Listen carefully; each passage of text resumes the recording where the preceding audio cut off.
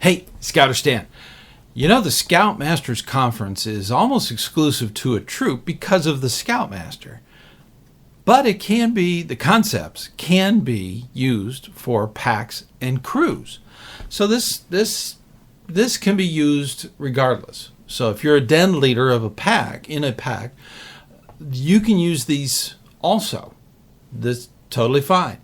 You may need to get the parents involved, and you will definitely need to do the 2 deep leadership, okay, when you're dealing with a pack. Now, in a troop, the Scoutmaster or the assigned assistant Scoutmaster who's doing that Scoutmasters Conference will naturally do it in an open place where there are other leaders around. It's not done on stage, okay? This isn't something that's out for everybody to critique, okay? It's between the Scoutmaster and the Scout. So that being said, there are many uses for a conference, not just rank advancement. But with that in mind, it's not a test. This isn't where the Scoutmaster or assistant Scoutmaster has them test them, the Scout, again on the Scout skills, or trying to get them to explain something as far as a requirement. That's not really what it's about. A lot of times it's about getting to know the Scout and to find out what their needs are.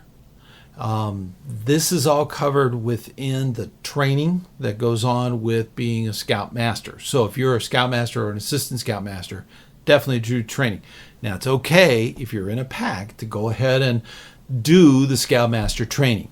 Totally fine. Totally fine to do that. You can do that online, and it's pretty easy to do. So once you have those trainings down, it will help you understand what a Scoutmasters Conference is about. Now, a Scoutmaster Conference primarily has been for rank advancement, but it's not the only reason to have a Scoutmasters Conference. You could have a Scoutmasters Conference if you've observed or have been told about behavior with a Scout. Okay, you can definitely say, Scout, insert name, I need to see you. Okay, that's a Scoutmasters Conference. Okay, talking about an issue that was brought up, whether it be a behavior, okay, or they're showing signs of slowing down.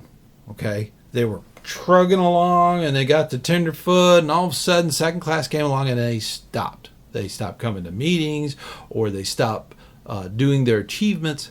That's a red light. Okay, you need to get them to a Scoutmasters Conference. Okay, and that's true in the pack too. If they're going along fine, all of a sudden they sort of stop, you need to know. So have a meeting with the Scout. You want to address issues if they come up, especially if they're direct issues with problems with upholding the Scout Oath and the Scout Law. Okay, so that would be another reason for that. There are many other reasons. So say, for instance, you have a new Scout who just joined the troop. You could easily have a Scoutmasters Conference just to do an orientation, find out, what his or her needs are, what their expectations would be on advancement.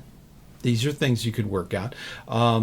Patrol placement could be done by doing interviews or Scoutmaster conferences to determine what would be a good match for a patrol.